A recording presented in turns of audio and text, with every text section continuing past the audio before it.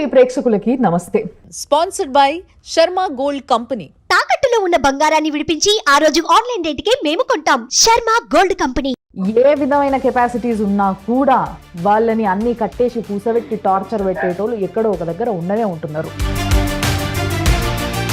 Gulf కంట్రీకి phone చేయడానికి కుదరదు, పని చేస్తూ ఉండాలి కంపెనీలో. ఎక్కడ స్టార్ట్ అయింది మీ ఇద్దరికి ఒక వాదన? ఫోన్ చేస్తేనే విసిగించుకోవడం.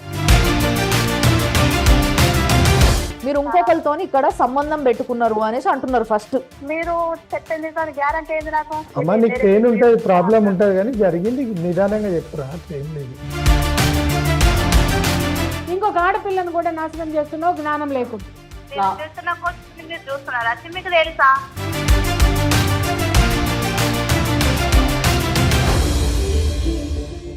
లైఫ్ జర్నీ అనగానే ఒక్కొక్కరింట్లో ఒక్కో బాధ సమస్య ఉండడం కామన్.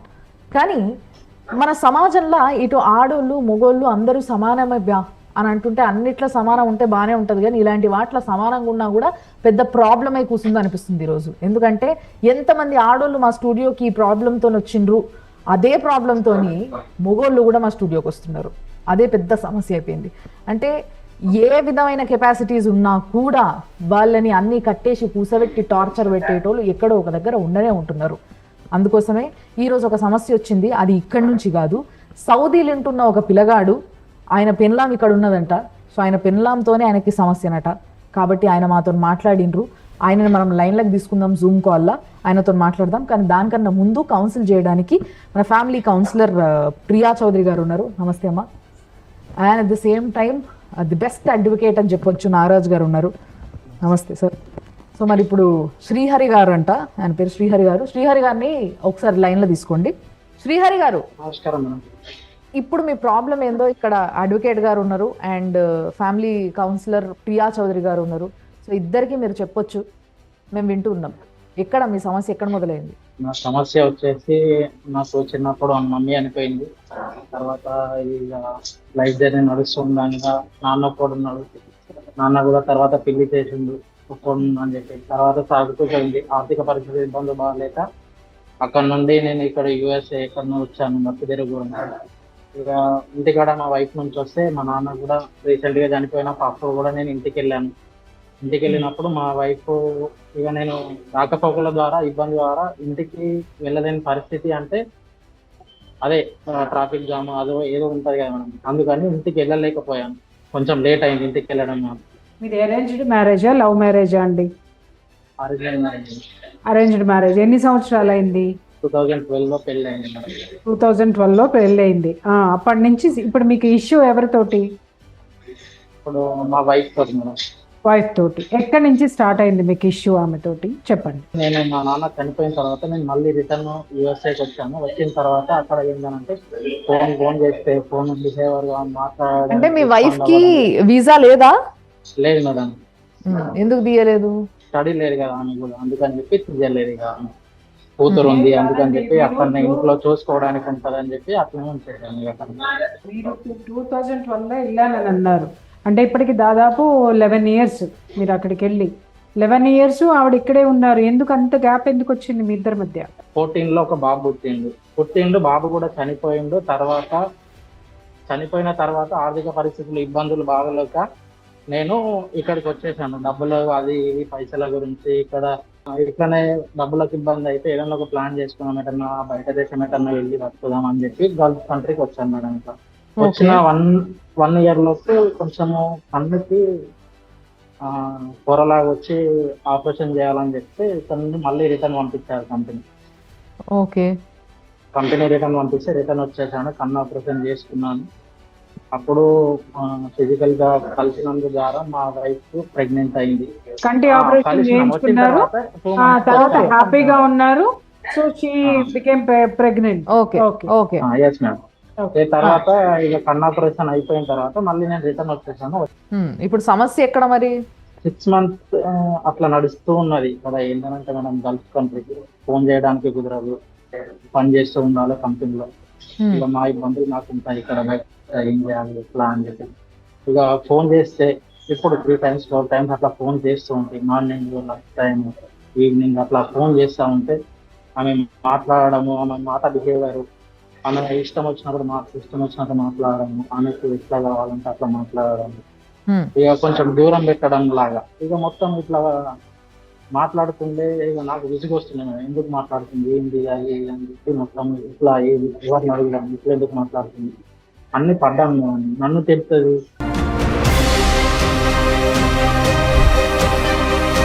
ఎందుకు తిడుతున్నారు మిమ్మల్ని ఆవిడ? అంటే ఎక్కడ స్టార్ట్ అయింది మీ ఇద్దరికి ఒక వాదన? ఇదే ఫోన్ ఏం లేదు కదా, నార్మల్లీ ఫోన్ చేయడం అనేది ఉంటేనే, ఫోన్ చేస్తేనే విసిగించుకోవడం. ఓకే, ఫోన్ ఎందుకు చేసినావు అట్లానా? ఫోన్ ఎందుకు చేస్తున్నావు, ఇట్లా చేస్తున్నావు, ఇప్పుడు ఎందుకు చేస్తున్నావు, అది ఇది అని చెప్పి ఆమె మాట్లాడడం, గలీజ్ మాట్లాడడం, ఆమెకు ఇష్టం వచ్చినట్టు ఇట్లా ఎట్లా ఆమె ఇష్టం వచ్చినట్టు తిట్టడం. ఇక ఎందుకు వేస్తుంది ఇట్లా ఏంటిది అని చెప్పి నేను ఒక అప్లికేషన్ ద్వారా మాట్లాడే కాల్ డేటా మొత్తం ఎంక్వైరీ చేస్తే ఆమె నైట్ మాట్లాడుతుంది. ఒకటే నంబర్ కంటిన్యూగా అవర్లీ వైజ్ ఇట్లా 1 hour 2 hour హాఫ్ అవర్ ఒకటే నంబర్ కంటిన్యూగా వచ్చే వరకు ఎవరి నంబరు ఫస్ట్ టైం చూస్తున్నా, ఎవరు వాళ్ళ మేనత్తనా ఎవరు కారు, ఎవరు చేస్తున్నారు, వాళ్ళకి అన్ననా ఎవరు లేరు ఈ నంబర్ పైన ఎవరు అని చెప్పి ఎంక్వైరీ చేసి ఫోన్ చేస్తే తెలిసింది ఏంటిదంటే ఆమె ఎఫ్ఐఆర్ పెట్టుకున్న పర్సన్. ఎవరు? ఎఫ్ఐఆర్ పెట్టుకున్న ఆవిడ ఆయన తోటి మాట్లాడుతుంది. ఆయన ఎవరు? కన్ఫర్మ్ చేస్తారు ఆవిడ ఎఫ్ఐఆర్ పెట్టుకుంది అని? ఫోన్ చేశాను మేడం, ఆ నంబర్ తీసుకొని నేను ఫోన్ చేశాను. మీరు ఎవరు ఆయనకి ఫోన్ చేశారా? మాట్లాడాను మేడం డైరెక్ట్. Okay okay. ఏమన్నాడు ఆయన మరి? నాకు ఆమెకి ఇష్టం ఉంది, నువ్వెవరు మధ్యలో మాట్లాడారు. ఈమెను ఆరాధించిన ఎందుకు మాట్లాడుతున్నానంటే అట్లా ఏం లేదంటది. అబద్ధాలు అని అంటే నేను మొత్తం స్క్రీన్ షాట్లు తీసి కూడా నేను మొత్తం ఎవిడెన్స్ గా మొత్తం ఎంక్వైరీ చేసి తీసుకొని పెట్టుకున్నాను. ఓకే, చూపిస్తే ఇవి కాదు, ఇవి నువ్వు క్రియేట్ చేసినావు, ఇవి నువ్వు అక్కడ పని చేస్తున్నావు కాబట్టి నువ్వు ఇవి క్రియేట్ చేసినావు, ఎవరికో పైసలు ఇచ్చి క్రియేట్ చేసుకున్నావు అని చెప్పి మాట్లాడాలి. ఇంతకు ఆయన ఎవరో తెలుసా నీకు? అంటే ఎవరైనా తెలిసిన ఆయన, ఆమెకి ఎక్కడ కలిసిండు, ఆమెకి ఎట్లా పరిచయం ఆయనతోని అనేది తెలుసా? వ్యవసాయం చేసుకోవడం వేరే ఊర్లో ఉన్నా. ఓకే. అక్కడ మా మేనత్త మా చుట్టాలు అనేది ఉన్నారు అక్కడ. అక్కడికి వెళ్తే ఈయన అక్కడ పరిచయం అయింది. ఇంకేంది ప్రాబ్లం? వాళ్ళ ఫ్యామిలీకి చెప్పేసి చెబుదామని చెప్పి అట్లా పంపించాను ఫ్యామిలీస్ ని, మా ఇంటి పైన పంపించి చెప్తే అయినా కానీ మాట్లాడది, చెప్పది, ఏం జవాబు ఇవ్వది. అయినా కానీ బేసిక్ గా మీ భార్య మీకు కావాలి. వద్దు మేడం. మరి వద్దన్నప్పుడు ఎలా మోసం చేసింది అనేది తన ఆవేదన ఏంటి అనేది చెప్తున్నారు ఆయన. మా పెద్దనాన్న భార్య ఇంట్లోనే ఉంటది, నా ఇంటి పైన ఉంటది, అక్కడనే ఉంటది. ఆమెకు తెలుసు ఇతను నా ఇంటి ప్రాపర్టీ టైంకి వస్తాడు, నైట్ లో వచ్చి కలుస్తాడు, వెళ్తాడు అని చెప్పి ఆమెను కూడా ఆరాధించిన. తీస్తే ఆమె ఏం చెప్పిందంటే నిజమే అని అంటే, నువ్వు వద్దు తల్లి దండం పెడతావు, నాకు ఇంతగానో ఉంది, ఏదో ఉన్నది, ఒక గుంటున్నా ఏది ఉన్నా లేకున్నా నా సొంత ఏది నావు అని చెప్పి నువ్వు నాకు అవసరం లేదు, నువ్వు వెళ్ళిపోతావు అనుకుంటే వెళ్ళిపో. పాపను ఆమె చూసుకుంటుందా? ఇప్పుడు ఆమెనే చూసుకుంటుంది. ఆమెనే చూసుకుంటుంది. మెయింటెనెన్స్ మీరు ఇస్తున్నారు? నేనేం ఇస్తానండి. ఆమె ఏం చేస్తుందనంటే నేను ఆమె పంపించిన డబ్బులైనా సరే ఆమె సొంతగా వృధా చేయడం అనేది. ఆ పాప కూడా ఇప్పుడు ఏంటంటే మేడం, ఆ పాపను తిట్టడం ఒక ఎట్లా తిట్టడం అని అంటే మొత్తం అంతా గలీజ్ మాటలు తిడుతుంది ఆ పాపను. ఎన్ని ఇయర్స్ అండి ఆ పాపకి? ఎన్ని ఇయర్స్? 17 లో పుట్టిందండి. 6 years. 6 years. నువ్వు వద్దు ఇంటికాడ, ఇక్కడ ఏం అవసరం లేదు అని చెప్పి ఆమెకు చెప్తే ఆమె ఏం చేసిందంటే అతని తోటి పాపను ఇంటి దగ్గర పెట్టి అతని దగ్గరికి వెళ్ళిపోయింది. పాపని ఇంట్లో వదిలేసి వెళ్ళిపోయిందంట. ఎవరి దగ్గర వదిలేసింది? ఇంటి దగ్గర ఎవరు లేరు, అక్కడ వదిలేసింది. ఇంట్లో ఎవరు? పేరెంట్స్ కూడా ఎవరు లేరు? ఇల్లు వదిలి వెళ్ళిందా లేకపోతే వదిలి వెళ్ళి వస్తూ ఉందా? వదిలి వెళ్ళేసింది. నాకు వద్దు అని చెప్పాను కానీ ఒక ఫోన్ కాల్ అనేది నేను చేసిన. ఏం చేస్తున్నావు అంటే నేను వెళ్ళిపోతున్నా, నాకు అవసరం లేదు, మీ పాపను నువ్వు చూసుకో. నీకే చెప్పింది డైరెక్ట్ గా ఆవిడ. నీ పాపను నువ్వు చూసుకో, నేను వెళ్ళిపోతున్నా, నీ పాప అవసరం లేదు, ఎవరు అవసరం లేదు అని చెప్పి ఆమె వెళ్ళిపోయింది. వెళ్ళిపోయిన తర్వాత అక్కడ 10 రోజులు అక్కడ ఉన్నది మేడం. 10 రోజులు వాళ్ళ దగ్గర ఉన్నది. వాళ్ళ దగ్గర ఉండి వాళ్ళ దగ్గరికి వెళ్ళి వాళ్ళు కొట్టినరా, మరి ఏం చేసిండ్రా, వాళ్ళు వద్దన్నారా, ఏమైందా తెలియదు. ఇక అక్కడ నుండి మళ్ళీ రిటర్న్ వచ్చింది. రిటర్న్ వచ్చిన తర్వాత రిటర్న్ వచ్చుడు పాప మా అమ్మమ్మ వాళ్ళ ఇంటికాడ ఉంది, అక్కడ ఉంటే రిటర్న్ వచ్చింది. రిటర్న్ వచ్చిన తర్వాత అక్కడికి వెళ్ళి పాపను తీసుకోవడానికి వాళ్ళు ఉద్యోగం అన్నారు. ఇక నేను ఏమనలేదు. ఇక ఆమె బలవంతంగా పాపను తీసుకొని వెళ్ళిపోయింది. వెళ్ళిపోయిన తర్వాత నేను అప్పుడు మళ్ళీ వెకేషన్ పెట్టుకొని లీవ్ పెట్టుకొని మళ్ళీ నేను ఇంటికి వచ్చాను. నేను నువ్వు అవసరం లేదు, ఏదో డైవర్స్ చేద్దాము, కేసు చేసుకుందాము, ఇట్లా ప్రూఫ్స్ ఉన్నాయి అని చెప్పి మాట్లాడదామని చెప్పి ఇంకా కేసు వేద్దామని అడ్వకేట్ దగ్గరికి పోయినా. అతను డబ్బులు తీసుకున్నాడు. అతను ఏం కేసు టేకప్ చేయలేదు. మిమ్మల్ని అసలు పట్టించుకోలేదు. పట్టించుకోలేదు. నేను అతన్ని ఫాలో అయ్యాను. అడ్వకేట్ ఎందుకు పట్టించుకోలేదు అని అడుగుతున్నారు. ఎందుకు రీజన్ ఏంటి? అడ్వకేట్ గారు ఎందుకు తీసుకోలే మీ కేసు? ఏమో సార్. కరెక్టేనా మీరు చెప్పే ఇన్ఫర్మేషన్? కరెక్టే సార్. అంటే నువ్వు అమౌంట్ ట్రాన్స్ఫర్ చేసినట్టు ఏమన్నా ఉందా? ఉన్నా సార్. అంటే ఫోన్ పే అట్లా ఏమన్నా చేసినా లేదా డైరెక్ట్? ఫోన్ పే చేశాను సార్. మీ వైఫ్కి కాల్ చేసినాం మేము. మీ వైఫ్ ఇప్పుడు ఫోన్లు ఉన్నది, మాట్లాడదాం. హలో, హలో, లావణ్య గారా అండి? ఎవరు? మేము సుమన్ టీవీ నుంచి ఫోన్ చేస్తున్నామండి. శ్రీహరి గారు, ఫస్ట్ మీరు ఆ మాస్క్ తీయండి. మీరు ఆయనని పెళ్లి చేసుకొని ఆయన సౌదీలు ఉన్నాగా మీరు ఇంకొకరితోని ఇక్కడ సంబంధం పెట్టుకున్నారు అనేసి అంటున్నారు. ఫస్ట్ గొడవ అయింది, వెళ్ళిపోయింది. ఇప్పుడు సంబంధం ఏం లేదు. పెళ్లి చేసుకుంటాను వెళ్ళిపోయింది. ఇప్పుడు సంబంధం నాకు నా భర్తకి ఏం లేదు. ఇప్పుడు మళ్ళీ గెలిచి పెట్టుకుంటుండు. ఏం డివోర్స్ చేస్తావు? తీసుకున్నావా అమ్మా? కోర్టుకు పంపించిందని చెప్పి నేను కోర్టుకు పోలేను. ఆ, లాయర్ దగ్గర రాపించుకున్న పేపర్. మా కులంలో కులాస్తులు పెద్ద మనుషులు అందరూ ఉన్నారు. ఓకే. వాడు ఇప్పుడు నువ్వు మాట్లాడే మనిషి అదే కాదని గ్యారంటీ ఏంది? మీరు చెప్పింది గ్యారంటీ ఏంది నాకు? మీకు గ్యారంటీ కావాలంటే మీరు సుమన్ టీవీకి రండి, నేను చూపిస్తా. నాకచ్చే అవసరం ఏమున్నది? నాకు నా భర్తకు నాకు సంబంధం లేదు. నాకచ్చే అవసరం ఏమున్నది మేడం? ఒక ప్రాబ్లం మీద మాట్లాడితే మీరు అట్లా ఇరిటేట్, తప్పు చేసిన దాని లెక్క అట్లా ఇరిటేట్ కావడం కరెక్ట్ కాదు కదమ్మా. ఇరిటేట్ కాదు సార్. మా భర్త ఏమని చెప్పినప్పుడు నేను వెళ్ళిపోతున్నాను. నాకు అమ్మా నీకు పెయిన్ ఉంటుంది, ప్రాబ్లం ఉంటుంది, కానీ జరిగింది నిదానంగా చెప్పురా, అట్లా ఏం లేదు. నిదానంగా చెప్తున్నా. పెళ్లి చేసుకుంటాను వెళ్ళిపోయిండు. సరే చేస్తా అని చెప్పిన. నా ఏమన్నారు వింటారు అందరూ.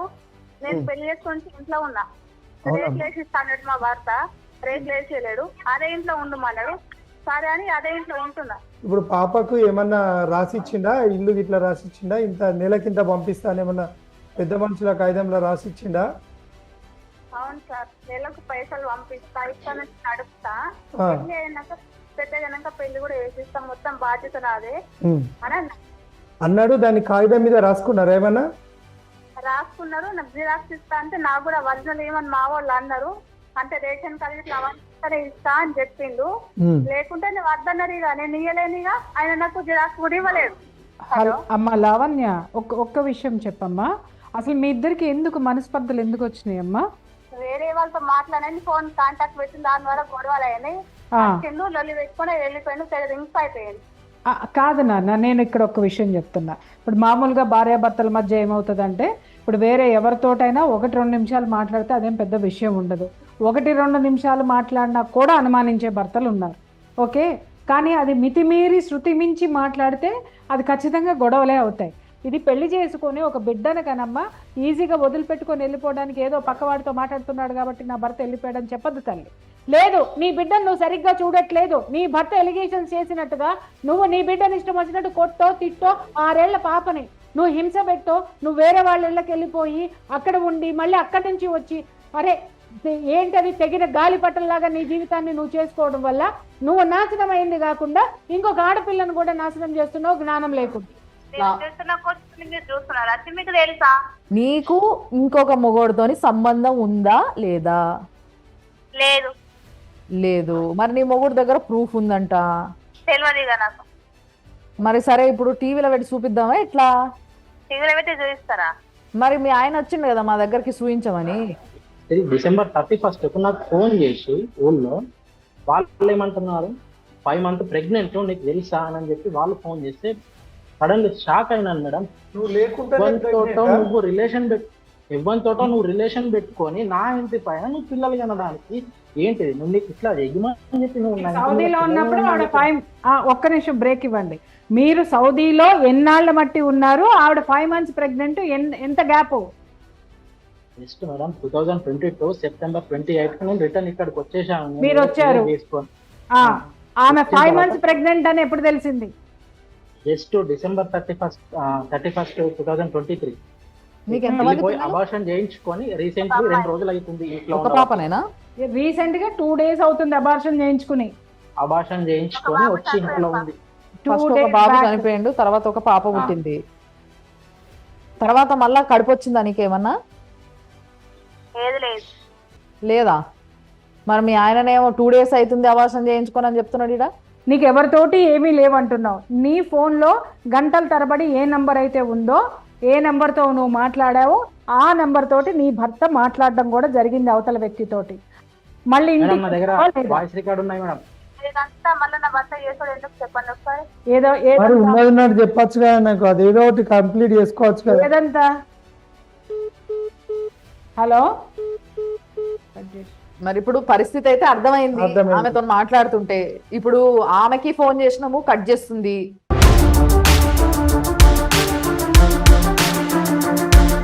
ఊళ్ళో పెద్ద మనుషులలో ఏదో కాగితం రాసుకున్నారు అంటే తీర్మానం చేసిండ్రు, అది వాస్తవమా? వాస్తవమా? అక్కడి వాస్తవం అయినప్పుడు ఇప్పుడు నీ బిడ్డను నీకు ఆమె ఇస్తే తీసుకుంటావా? నీ బిడ్డ కావాలని తీసుకోవడానికి రెడీగా ఉన్నాను సార్. ఇప్పుడు ఎందుకనంటే నువ్వు ఆమె అది దగ్గర చెప్పరా మరి, నీ బిడ్డ నీకు కావాలి. పాపను ఆమె దగ్గర పెట్టుకొని ఈమె ఇన్నిగానం చేయడానికి ఇప్పుడు పాప 7 years 6 years ఉంది. ఇప్పుడు చిన్న పిల్లలు నాలెడ్జ్ అనేది ఏదో తెలివి ప్రతి తెలివి అందరికి ఉంటుంది. ఇప్పుడు ఆమె కూడా చూసుకుంటూ అనేది నేర్చుకుంటారు. చెప్పడానికి అవసరం లేదు ఈ రోజులలో, చూసుకుంటూ నేర్చుకుంటారు. మా అమ్మ ఏం చేస్తుంది, రేపు నేను కూడా అదే చేయగలను అట్లా అనేది నా ప్రభావం పడుతుందని మీ భయం. అది ఎందుకు సో అది క్లారిటీ బేస్ చేసుకొని ఈయనకి ఏం చేయొచ్చు అని మీరు అంటారు. ఒక నిమిషం ఆగు, లాయర్ చెప్తారు మీకు, మీరు వినండి. ఊళ్ళల్లో తీర్మానం రాసింది కూడా అది వ్యాలిడ్ ఎవిడెన్స్ కింద వస్తుంది. అది డైవర్స్ అయితే ఎవిడెన్స్ కింద వస్తుంది. కోర్టు ద్వారా మనము డైవర్స్ తీసుకోవడం అనేది ఒక ప్రాసెస్. లేదు డైవర్స్ డీడ్ కూడా వేసుకోవచ్చు రిజిస్ట్రేషన్ ఆఫీస్. లేదు అంటే అవుట్ ఆఫ్ ది కోర్టు మనం నోటరైజ్డ్ కూడా వ్యాలిడ్ అంటే అది ఎవిడెన్స్ కిందనే తీసుకుంటారు. నోటరైజ్డ్ పేపర్ కూడా ఎనఫ్. ఆ notarised paper 50 rupees or above stamp paper అయితే 2 సెట్లు తయారు చేస్తాం మనం, అది వ్యాలిడ్ డైవర్స్ కిందకే వస్తుంది. According to Hindu marriage act అది కూడా వ్యాలిడ్ డైవర్సే. కోర్టు ద్వారా తీసుకుంటేనే చట్టం అనేది లేదు. కానీ వీళ్ళిద్దరు ఇష్టానుసారం ప్రాపర్గా సంతకాలు తీసుకొని ఫోటో కాపీస్ పెట్టుకొని కూడా తీసుకోవచ్చు. తీసుకొని ఆ అమ్మాయికి ఆ ఇల్లు ఏదైనా ఉన్నదనుకో ఆమె మిస్యూజ్ చేయకుండా ఉంటుంది కాబట్టి ఆమెకు ఆ అమ్మాయి పాప పేరు మీద చేసి అది ఆమె ప్రాధేయపడితే. కానీ ఇప్పుడు ఆమె ఏంది అసలు వాడు నాకు భర్త విలువ లేదు, సామాజిక విలువలు లేవు అసలు ఇంకేం ఆమె ఇక్కడ ఈ లోకంలోనే లేదు. ఆయన ఒక అడ్వకేట్ని అప్రోచ్ చేయండి, ఆ అడ్వకేట్ ఎవరో కానీ అది కరెక్ట్ పద్ధతి కాదు. అట్లాంటి అడ్వకేట్స్ ఉండబట్టి అందరికి కూడా మంచి వస్తుంది. ఎందుకంటే అది తప్పు. ఒకవేళ ఈయన కనుక ట్రాన్స్ఫర్ చేసినట్టు కనుకుంటే నువ్వు state away bar council of Telangana complaint చేయొచ్చు. ఇక్కడ అమ్మాయి చేసిన ఎలిగేషన్ మీరు మర్చిపోయారు. నన్ను వదిలేసి పోయిందండి విదేశాలకి. అమ్మా నేను ఒక్క మాట చెప్తున్నాను, గుర్తుపెట్టుకోండి. భార్యలకి భర్త విదేశాలకి పోయాడు, ఎవరి కోసం పోయినాడు? నీ కోసం, నీ బిడ్డ కోసము, తన తండ్రి కోసము వెళ్ళాడు. ఇక్కడ అతని యొక్క పోస్టును నువ్వు తీసుకోవాల్సిన అవసరము, ధర్మము భార్యగా నీకు ఉంది. నువ్వు చెయ్యాలి, ఆ బాధ్యతలు నువ్వు చేసి తీరాలి. వివాహం అంటేనే త్యాగం అని అర్థము. ఖచ్చితంగా ఆ సంసారం నడవాలి అని అంటే కష్టాలు ఉన్నప్పుడు ఓర్చుకోగలిగింది, ఇదేం ఓర్చుకోలేనిదైతే లేదు. సంవత్సరాలు వదిలి వెళ్ళాడు అని అంటే మరి నీ బీదరికం అలా ఉంది, నీ పరిస్థితులు అలా ఉన్నాయి. అజయ్ గారు, మీరు భార్యని వదిలిపెట్టి వెళ్ళారు, బాగుంది. ఇక్కడ వాళ్ళని 1కి 4 ఎక్కువ చూసుకోవాల్సిన అవసరం కూడా మీలాంటి వాళ్ళకు ఉందండి. ఇక్కడ పెళ్ళయింది కాబట్టి పిల్లల్ని కనేస్తాము అన్నట్టుగా పిల్లల్ని కనేసిన తర్వాత సమస్యలు వచ్చినప్పుడు నిజంగా చెప్తున్నా, పనిష్మెంట్ ఎవరికి అనంటే పుట్టిన బిడ్డలకి పనిష్మెంట్ అవుతుంది. మీరు దయచేసి ఆడపిల్లని మీరు తెచ్చుకోండి, కావాలంటే ఆ ఇల్లు ఆమెకి ఇచ్చేసేయండి, మీరు మళ్ళీ సంపాదించుకోండి, మీ బిడ్డకి సంరక్షణ ఇవ్వండి తప్ప అలాంటి చోట మీ భార్య దగ్గర బిడ్డను వదిలేయటం చేయకండి, దయచేసి చేయకండి. ఎందుకంటే ఆవిడలో నిర్లక్ష్యం చాలా ఉంది. ఆ నిర్లక్ష్యం మీరు దగ్గర లేకపోవడం వల్ల, తన శరీరం యొక్క అవసరాలు తీర్చకపోవడం వల్ల కావచ్చు, ఆర్థిక పరమైనది కావచ్చు, ఇంకా చుట్టుపక్కల వాళ్ళు పెట్టినటువంటి టార్చర్ కావచ్చు, ఏదైనా కావచ్చు. తను చాలా రిజిడ్గా ఉంది. జోడెడ్ల బండి, 2 ఎద్దులు కరెక్ట్గా ఉంటేనే కాడి కరెక్ట్గా ఉంటుంది, బండి నడుస్తుంది. సో భార్యాభర్తలు ఇద్దరు కూడా అండర్స్టాండింగ్తో ఉండండి. ఇప్పుడు ఏదైతే ఉంది ఇది అతకని బతుకులు, ఎలాగూ విరిగిపోయింది, ఆ ఇరుసు విరిగిపోయింది కాబట్టి దాన్ని సరి చేసుకునే ప్రయత్నంలో ఉండండి. బిడ్డ ఒక ఏజ్ వరకు తల్లి దగ్గర ఉండడమే న్యాయం అనేది మనం వింటాం. తల్లితోనే ఉంటుంది. మరి ఇప్పుడు తండ్రికి కావాలి అని అంటే ఏం చేయొచ్చు? మరి కస్టడీ తండ్రి కూడా కోరొచ్చు అనేది కొత్తగా వచ్చింది అనేది గార్డియన్ ఓపీ కింద అడగచ్చు. కాకపోతే యాక్చువల్లీ ఏంటంటే భార్య ఒప్పుకుంటేనే, అంటే ఆమెకి నాకు సాధడానికి కుదరదు అంటేనే కోర్టు ఇస్తుంది, అదర్వైజ్ ఇవ్వడానికి లేదు. కానీ విజిటింగ్ రైట్స్ అయితే ఇస్తారు. ఈ 497 ఎత్తేసిర్రు, సుప్రీంకోర్టు జడ్జిమెంట్ ఇచ్చింది, ఇష్టం ఉన్నట్టు తిరుగుర్రా అని చెప్పి ఏదైతే టీవీలలో వస్తుంది, అవును. అది తప్పదు. అది జడ్జిమెంట్ అనేది తప్పు. అట్లా అని చెప్పి ఎక్కడ మన ఇండియాలో అట్లాంటిది విచ్చలవిడితనం లేదు. కానీ ఇది ఎప్పటి నుండో కూడా ఉంది అట్లా అని చెప్పి. సుప్రీంకోర్టు నాకు ఇచ్చింది అని సుప్రీంకోర్టు ఒక ఇంట్లోనే ఇద్దరు మొగుళ్ళతో కాపురం అమ్మా. చేసే వాళ్ళు బోల్ మంది ఉన్నారు సార్, నాతో వస్తే నేను చూపిస్తా. ఈ పేరెంట్స్ కూడా తప్పు చేస్తారు. ఎందుకంటే ఉమ్మడి కుటుంబం ఉంటే అంత బాధ్యతగా పెంచారు. ఇప్పుడు ఒక్కరిద్దరు అయ్యారు, వానికి అవసరమే లేదు, బుక్కడంతా తిండి పెడితే ఇంట్లో ఉంటుంది. వీడికెళ్ళి సాఫ్ట్వేర్లు అని చెప్పి వీళ్ళేదో సంపాదించి ఆడేదో బంగ్లా కట్టినట్టు ఈడ చూస్తే ఒళ్ళు సోయలేదు, ఇల్లు సోయలేదు. ఇక్కడ ఉన్న పరిస్థితులలో సామాజిక విలువలు లేవు, సామాజిక బాధ్యతలు లేకుండా పెరుగుతాను. ఎస్. విచ్చలవిడితనం అయిపోయింది. ఈ సమాజాన్ని కాపాడుకోవాల్సిన బాధ్యత మనకు పైన, మనది మన పైననే ఉంటుంది. ఓకే, యాక్చువల్గా మీరు ఏదైతే చెప్పినరో ఆ పాయింట్ తోని నేను దీన్ని ఎండ్ చేయాలనుకుంటున్నా. సో మీరు ఇద్దరు ఇచ్చిన ఏవైతే వాల్యుబుల్ ఆయనకి అజయ్ పనికి వస్తాయి. సో అజయ్, నీకు నీ బిడ్డ కోసం నువ్వు ఏం చేయొచ్చు ఏంది అనేది సార్ చాలా క్లియర్ గా చెప్పిండ్రు. నువ్వు ఇంకా దీని గురించి పెద్దగా బుర్ర పాడి వేసుకొని నీ ఫ్యూచర్ పాడి వేసుకోకు. ఎందుకంటే నువ్వు మాకు చెప్పిన మాట అదే. నువ్వు మాకు ఫోన్ చేసినప్పుడు ఎన్ని రోజులైనా ఇది తెగుతలేదు, బిడ్డలను కూడా పంచాయతీ తీసుకొచ్చినా కానీ తెగలేదు, అందుకోసమే సుమన్ టీవీకి వచ్చినా అని నువ్వు చెప్పినవు. కాబట్టి సుమన్ టీవీ అందరూ ప్రతి ఒక్కరూ చూస్తుండగా, ముఖ్యంగా సుమన్ టీవీ ప్రేక్షకులు చూస్తుండగా వాళ్ళందరి సాక్షాత్తుగా నీకు కావాల్సిన ఏదైతే న్యాయం ఉందో ఆ న్యాయం నువ్వు చేసుకునేది ఇంకా నీ చేతిలోనే ఉంది. ఆ కెపాసిటీ నీకు ఉంది కాబట్టి నువ్వు చేసుకోవచ్చు. అండ్ ఇంకొకటి ఏంది అని అంటే, ఎస్ సారు మేడం చెప్పినట్టుగా నిజంగా ఈరోజు సమాజాన్ని కాపాడుకునే హక్కు, బాధ్యత అన్నీ మాకున్నాయి, మీకు ఉన్నాయి. చూస్తూ ఊరుకోవడమే ఇంకో పెద్ద క్రైము అన్న విషయాన్ని కూడా సార్ చెప్పిండ్రు. కాబట్టి ఇలాంటి ఒక కార్యక్రమాన్ని ఏర్పాటు చేయడం జరిగింది. కాబట్టి ఇలాంటి కార్యక్రమాలు ఇంకా ఎన్నో వస్తే మీరు చూస్తూనే ఉండండి సుమన్ టీవీలో.